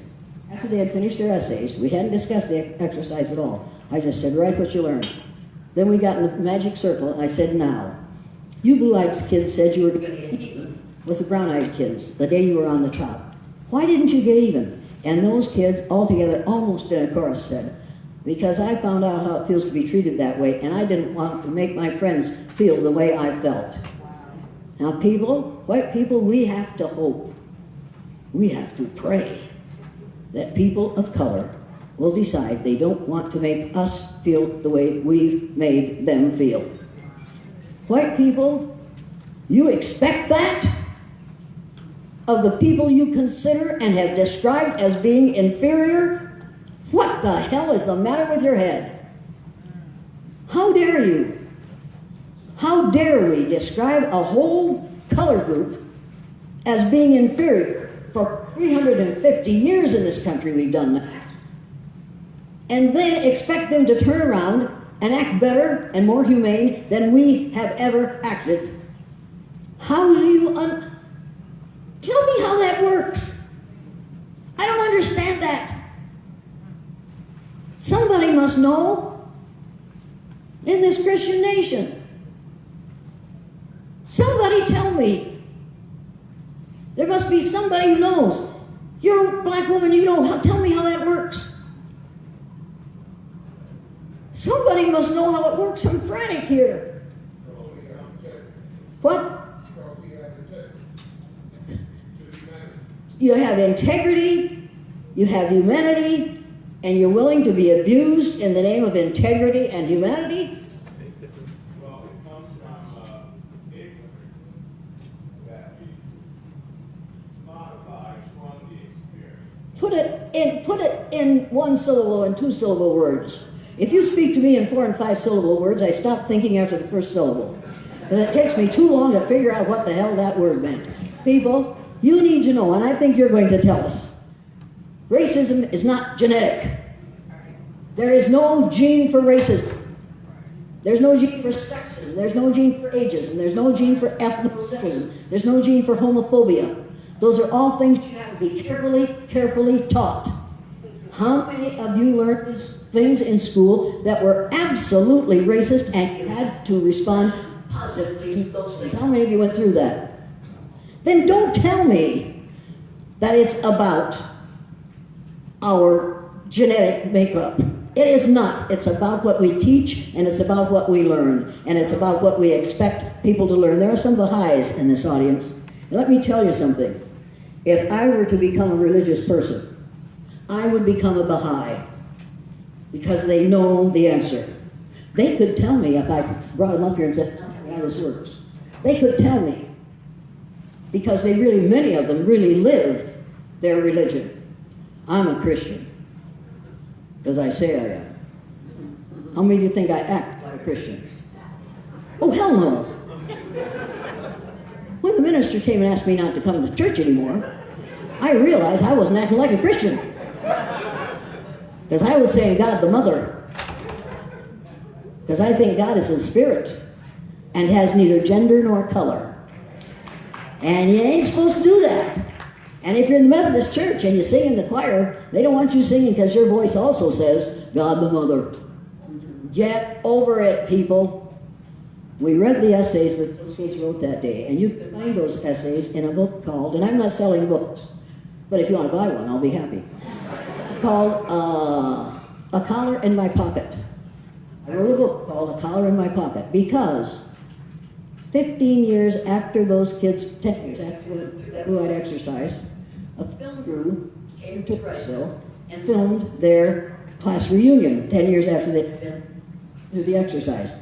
You need to read at least that part of that book because the things that those kids said as young adults about how that exercise affected their lives are absolutely fantastic. I will not, those people constantly, and I understand that, criticize me for when for the exercise, and they say to me things like, how could you do that to those poor little children? Every time I show the film, some blessed Christian white woman says, how could you do that to those poor little children? And I say, how can you allow that to be done to those poor little children of color? And they say to me, well, that's different. They're used to it. They can take it. I hear that constantly, people. That's different. They're used to it. They can take it. That's what I heard when they sent the CBC made a film in my classroom, second year into the exercise. They filmed in my room for 3 days. They took that film to Toronto, edited it down to half an hour, showed it in Toronto, and their switchboard went crazy. It exploded. So many people called in to ask what in hell that woman was doing with those poor little white kids in Riceville, Iowa. So they called me the next day and said, you've got to get up here. I said, why? Because we showed the film and people want to know what you were doing. So I went to Toronto. My luggage went to New York. I went to Toronto and I had to go and buy a dress to wear on camera. So I bought a dress in unbelievable ignorance that had nice buttons this tall all down the back. Have you ever sat on a button this high for 3 hours while people accuse you of being a monster because you did that exercise with little third graders? And that's the first time I heard, that's different, they're used to it, they can take it. A white woman stood up in that middle of the audience, one of the first people who stood up to ask the question and said, how could you do that to those poor children? I said, how do you defend what we do to black children in your country and mine every day? She said, that's different, they're used to it, they can take it. I'll never forget that. And I'll never forget the Jewish woman who stood up in that group and said, Mrs. Elliott, I came here to tell you how much I hate you. And I thought, this is a new experience, what that? I can understand hatred, I know how to deal with that. She said, I'm Jewish. I went to a Jewish school. Every morning, our headmaster would come in and we would say, good morning, Herr Headmaster. Good morning, Herr Headmaster. She said, one day, he came in with 3 SS troopers. He went to school in Germany. She said, those 3 SS troopers told us we would no longer salute and say, good morning, Herr Headmaster. We would salute and say, Heil Hitler. She said, I watched those who valued their faith, their life, more than faith, salute and say Heil Hitler. She said, I watched those who valued their faith more than life itself continue to bow and say good morning, Herr Headmaster. She said, they disappeared and we never saw them again. We know where they ended up. She said, your children will never allow to happen in your country what we allowed to happen in ours. They'll see it coming and they'll put a stop to it. Now I want you to understand something. I was born in 1933. I watched what happened during the Hitler years. I wasn't in Germany, I was in Iowa. But I watched people who approved of what he was doing when he destroyed the Jews. He destroyed 10 million people on the basis of their religion, their eye color, their ability or disability, their age. You need to realize that. And then you need to look at this society today. And for the last 3 years, I have known that what this man is doing is exactly what Hitler did.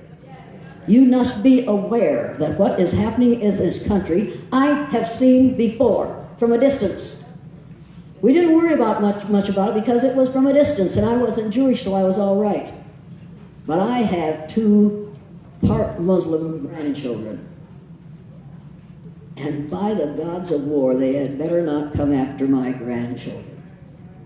Just because of some fool's idea that there's only one way to worship. You'd best not think I'll put up with that.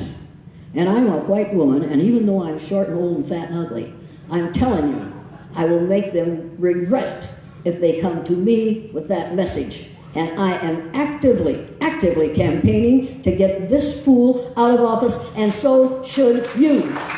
Now, some of you are thinking you shouldn't talk about politics when you're talking about race.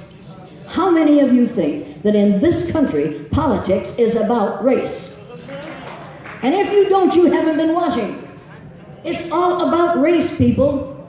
You need to realize that we are heading on a downhill trend, and for the last 3 years, we have gone downhill so that when I go on a college campus, invariably there are those 3 fraternity boys over there wearing those red caps that say, "Make America Hate Again." Now, I know it says "Make America Great Again," but it means "Make America Hate Again." I remember when Ronald Reagan said, "We want to go back to the 50s." Well, the 50s were great for white males and weren't worth a damn for the rest of us. I don't want to go back to the 50s. I don't want to go back to the 60s. I want to go forward into a situation that is better for all of us. So they're talking. While I'm talking, I finally say, "Wait a minute, look, you 3 fellas. I know what you're thinking. You're thinking you'd like to kill me because of what I do to decrease the level of racism in this country. Go ahead, kill me if you choose to. But you need to know that if you kill me because of what I do to try to decrease the level of racism in this country, you might make a martyr out of me, and then you might have to spend the rest of your life celebrating Jane Elliott Day once a year." Now, do you want to do that? And then those guys all do it. No, we don't want to do that. Make the sign of the fucking cross. Think about that. I say, then shut your mouths and listen. I want to listen to you, and you don't want to listen to each other. You listen to me now. And they shut up. And I did a program at a maximum security prison. Oh, my Lord. I didn't know I was going to go there, and I was going from one town to the other, and that person was in between. So they said, "Will you come talk to our prisoners?" I thought, well, sure. It's a maximum security prison. And how many of you have ever visited a maximum security prison? Oh, isn't that fun? You go in, and first they search you. Really search you. I enjoyed it. Anyway, and... Sorry about that. You young people, forget that I said that. They make you take everything out of your pockets and put it on whatever, and then they go, do the, it's even worse than going through security at the airport, which I do all the time. Because they say, do you have any metal in your back? And I think, well, I've got lead in my ass, but no metal in my back or any other things. Don't worry about it. So invariably, I go through the thing, and they say, you'll have to come over here. You'll have to search you. So they do the body search. I don't know what it is that makes them think I must be a terrorist, just because I don't use the proper language sometimes. And sometimes I wear that shirt that says, Manura Perth. So I think that may be one of the reasons they search me. Anyway, you go into a maximum security person. First they do that. Then they put you in a little room where there's nothing but 2 doors. One to go through, and it locks behind you. And then the other one opens, and you go in, and it locks behind you. And you are in corridors in which there are males walking up and down the corridors who haven't been in the presence of a female for a very long time. Now, women, if you want to be loved and wanted, go to a maximum security prison. It's really an interesting experience. But if you want to go to the restroom, the guard says, you go in and I'll lock the door. So they lock the door behind you, and you go into the restroom, into the little place, and there's a stool, and there's a metal sheet on the wall, which is the mirror. Because they can't trust the prisoners to be in the presence of glass that they could break and use for a weapon. This was my experience. So then I walked out, and they said, they're bringing all the prisoners in so that you can talk to them. So in came all these men. Now, I like men. Man, do I like men. I need you to know.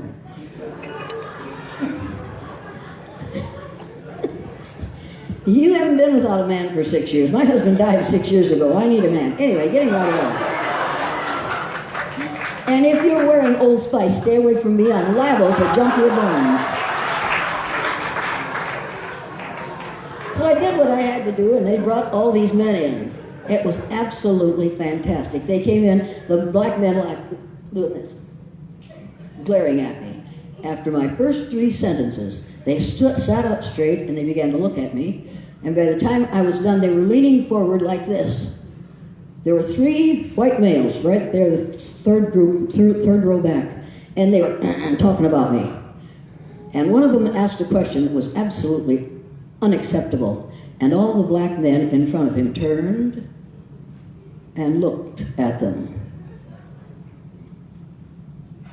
And these three white guys closed their mouths, folded their arms, and slid down in their seats so that you could just barely see them. They were terrified.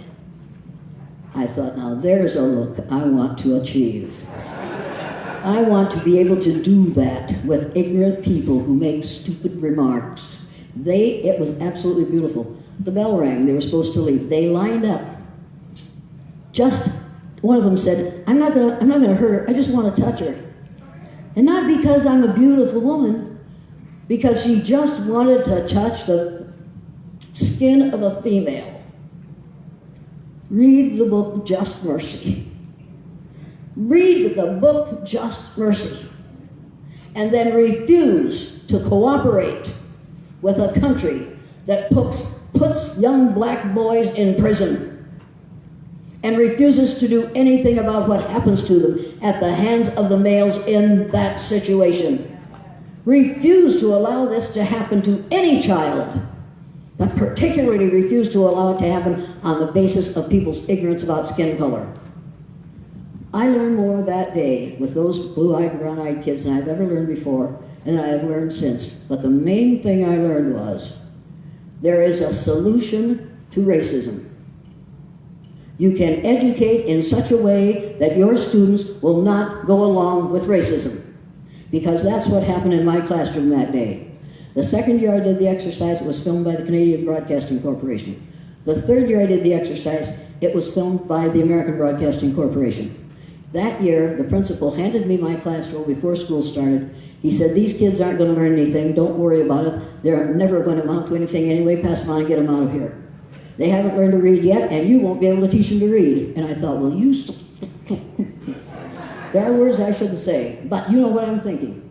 And I thought, you're lying, and I can prove that you're lying. So I went to the office, and I looked through the cumulative files. Every one of those 16 kids had high math scores, low reading and spelling scores. And I knew immediately that I had kids I had 16 students coming into my classroom with high intelligence, but poor reading skills. I know how to teach the dyslexic child. I took a class on how to teach the dyslexic child. And I could teach that chair to read if it had a mouth, because I know how to do that. And so should every teacher in this country know how to teach the dyslexic child. Instead of simply calling him disabled. He's disabled. No, he isn't disabled. He's the lack of poor education on the part of the teachers. People, every child could learn to read if you knew how to teach them, and I know how to teach them, and so should you know how. And you should have black teachers who are trained specifically in how to teach the dyslexic child. However, if you do a good job of it, your peers will say, she lies on the tests. Because I would get kids that were reading at the first grade level when they came to my classroom, and at the end of the year, they would be reading from the 4th to the 6th grade level. And the teachers would say, she lies on the test. But they also did well in the 4th and 5th and 6th grade level. The film that you're going to see right now, The Eye of the Storm, was made in my classroom when I did the blue-eyed, brown-eyed exercise for my third group of 3rd graders. Now, before you look at this film, you need to know that all 16 of these kids are so-called disabled readers. They are not disabled readers. They are kids with the reading difference. Do not allow a teacher to label your children, your nieces, your nephews, your neighbors. Do not allow teachers to label them as disabled, because the chances are very good that 90% of people who are labeled disabled readers in this country are dyslexic. John F. Kennedy was dyslexic. Ted Kennedy couldn't go to Harvard because he couldn't read well enough. We could go through the list. The list is Albert Einstein couldn't read. Albert Einstein couldn't read. He'd go downtown, and then he'd have to call his secretary and tell him to come and get him because he couldn't find his way home because he was severely dyslexic. But he was a mathematic genius. People, how many of the kids that we force out of schools in this country are very, very bright? They know how to be on time for that drug trade on the corner, and you know it, and so do I. Now you need to take a look at people like Killer Mike. How many of you know who Killer Mike is? Oh my goodness, Killer Mike comes to my house. Yes! How many of you know who T.I. Harris, Tip Harris is? Oh my goodness, I'm going to Atlanta in a couple of weeks to do another interview with T.I. Harris. How many of you think I'm in really, really good shape here? He's not very big, I'll leave him alone. However, you need to know, people, that there are people that you have no idea of how bright they are, and we are forcing them out of schools because we don't know how to teach them. Learn how to teach them, and insist that your schools learn how to teach them. Do not settle for less. Don't do it, because if you do, then your kids will have to settle for less. Don't let that happen. I didn't know. I learned that day, I learned that I didn't know how to teach. We did these films. This film, The Eye of the Storm, made in my classroom during the blue-eyed, brown-eyed exercise. All the kids in this film are moderately to severely dyslexic. Now, see if you can pick out the one who became a lawyer. See if you can pick out the one who became a junior and senior high school principal. See if you can pick out the one who is just one of the most brilliant people I have ever known, but didn't know he had a brain until somebody said to him, look, I don't care what the other teachers have said about you. I know you're smart. They just aren't smart enough to recognize it. Do not believe, do not allow somebody else to define you. Watch this film. It's a half-hour film. I would caution you, put your fingers in your ears during the singing. If you don't, you may feel inclined to blow chunks. It's that bad. I didn't know how bad I sounded until I saw this film. I stopped singing after I saw this film. Watch this film.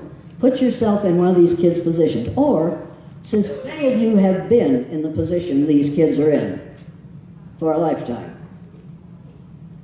watch what happens when you do to little white children for a day the same thing that we do to black children for a lifetime. Watch and see how these little white children respond to being treated unfairly on the basis of a physical characteristic over which they have absolutely no control. But before we do that, I'm going to do something else. Because you're going to want to leave after that film's done, or you're going to want to leave before that film's over because some of you have seen it on television and you think you don't need to see it again. So I'm going to do something else before to prove to you that we teach racism in the schools on a daily basis. I want 3 people up here quickly, or slowly, but get up here.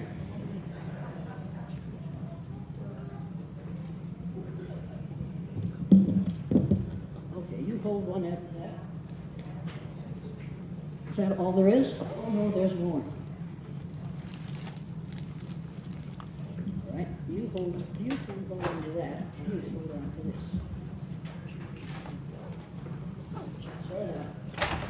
That's upside down. You know how these folks are. Okay, hold it together.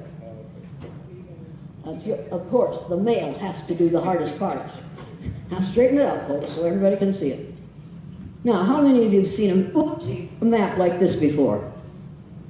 How many of you saw the Mercator map, grades K through 16?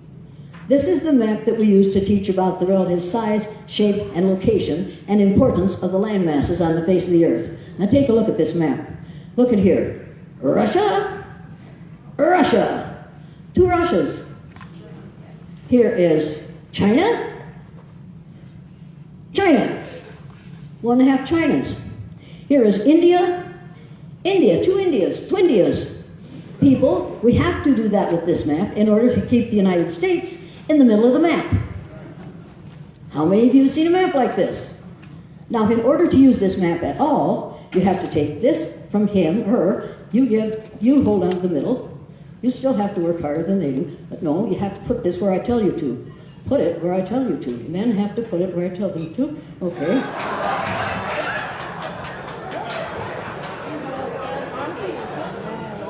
What are you thinking? Now, people, you see the United States is no longer in the center of the map. When I did this with a major record company in New York City several years ago, an older white man in the back row stood up and said, "Now, lady, you've gone too far." I said, "What's your problem?" He said, "You've taken the United States out of the middle of the map." People, how many of you think that everybody in the United States jiggled when I put it away from the middle of the map?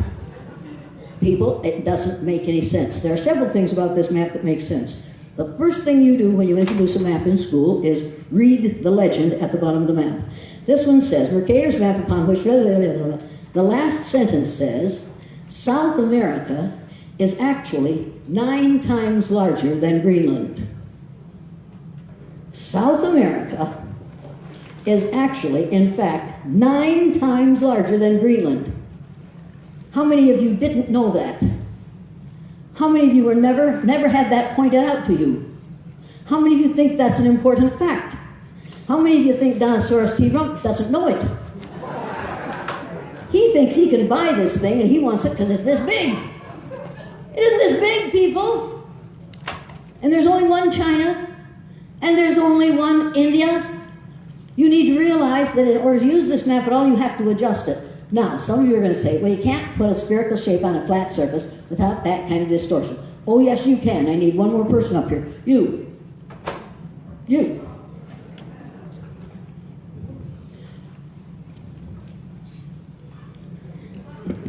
Where'd she go? You're quiet, so aren't you?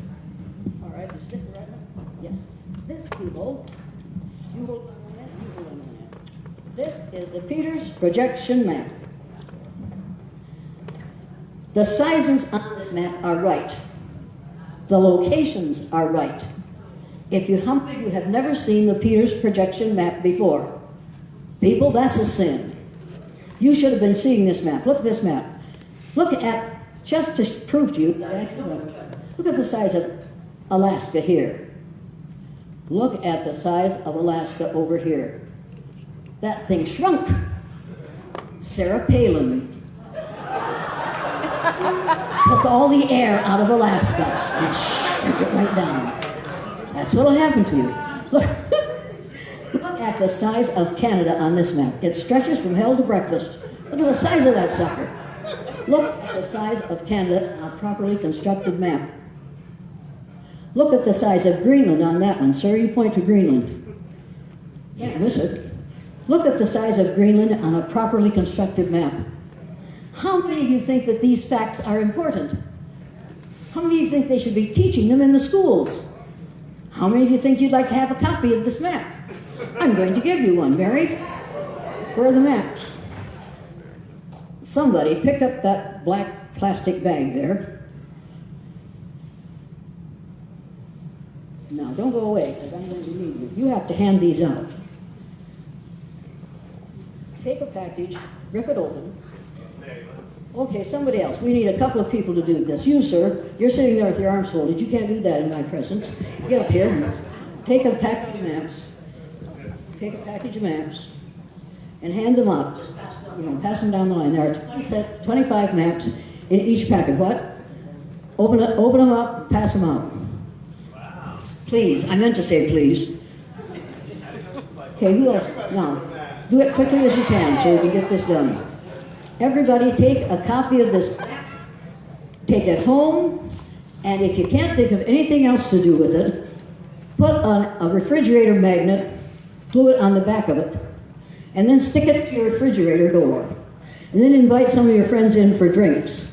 When they go to get cool water at the refrigerator, they'll see that map there and figure they have enough to drink, because obviously they aren't seeing things right. You need to take a look at this map. Everybody should have a copy of this map. Now, when you leave here, don't say you didn't learn anything, because you could learn something if you decide to take a copy of this map. Take a look at that map and see what you've never seen before, which is South America the size it's supposed to be, Canada the size it's supposed to be, Greenland the size it's supposed to be, and look at the size of Africa. How many of you have heard Africa referred to as a country? People, Africa isn't a country. It's a continent. And how many countries are there in Africa? How many countries are there in Africa? This is an assignment. How many of you have a cell phone with you right now? Go on your cell phone and find out how many countries there are in Africa. Stop talking to her and let her deal with her cell phone. She knows how many countries in Africa. What? 54? Think again. Do it over. Yeah, or not. That's what I thought you were going to. People, you need to realize that when we teach, when we use this map, we are lying to our students. This is a lie. You need to realize that. This comes closer to the truth. But in Australia, they have a map that looks like this.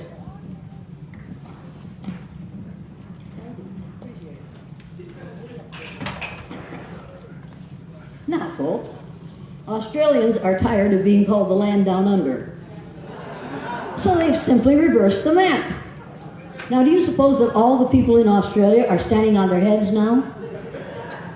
People, it doesn't matter how you look at the map. It matters what the map really shows. It's perfectly logical to have the map like this. Because, folks, what is down? Tell me the definition of down. You don't know, do you? You are here, the opposite of up? Bullshit. I'm sorry, take that. People, what is down? You really don't know. People, down is toward the center of the earth. Down is toward the center of the earth. Then what is up? Away from the center of the earth. When you are in Australia, down is toward the center of the earth. It isn't north. It isn't south. It's toward the center of the earth. And up is away from the center of the earth. The people in Australia have a right to see the map like this. And so do you. It gives you a whole different perspective. Something else that's happy about this map. Look at this map. According to your social studies teachers, what is the equator? And don't do this. What's the equator? I know what's coming. What's the equator? 0 degrees. That means a whole lot. What's the equator? An imaginary line around the outside of the earth, halfway between the North Pole and the South Pole. So on this map, halfway between the North Pole and the South Pole is right about here, and New York has a tropical climate. Where you're going to get snow tonight, I'm going to try and get home tomorrow. People, on this map, the equator isn't halfway between the North Pole and the South Pole. It's 2/3 of the way down there. On this map, the equator is clear down here. How many of you think that's the miseducation of the American mind? Because it is. You need to go to your school and say to your principal, we need to have the Peters projection map in every classroom in this building. The Boston schools have done that. They have the Peters projection map in every classroom in the Boston schools because they want to teach their students the truth. You need to insist on that in the New York schools or in whatever schools you go to. You have to insist that we teach the truth. And this is one of the ways of teaching the truth. You can put that down. I'll take care of it later. Thank you very much. Just put it down. I'll hold it later. People, we can make these changes if we decided to. We have decided not to. Every one of you could go to the school and say, you either change the maps in these schoolrooms, or I'm going to pull my kids out of school. I'm going to start a school of my own. Now, schools need that money. Each of those students goes to school, pays money, the taxes pay for those kids to go to school. Your taxes are paid to have your kids, you may sit down, thank you very much. You're a very nice people. Your taxes are paying to have your children miseducated. It's time to put a stop to it. There's one thing that you can do for sure, and one of the things you can do is go and insist that the schools use a map that teaches the truth. Now, this film is a half-hour film. If anyone has to go to the restroom before we start,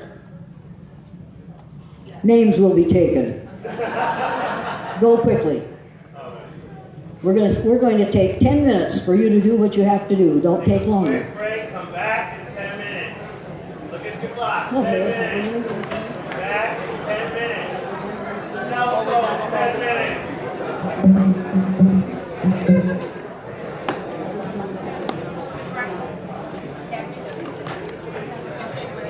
To the right, out this way to the right for the bathroom. I hope there are lots of stalls because we only have 10 minutes.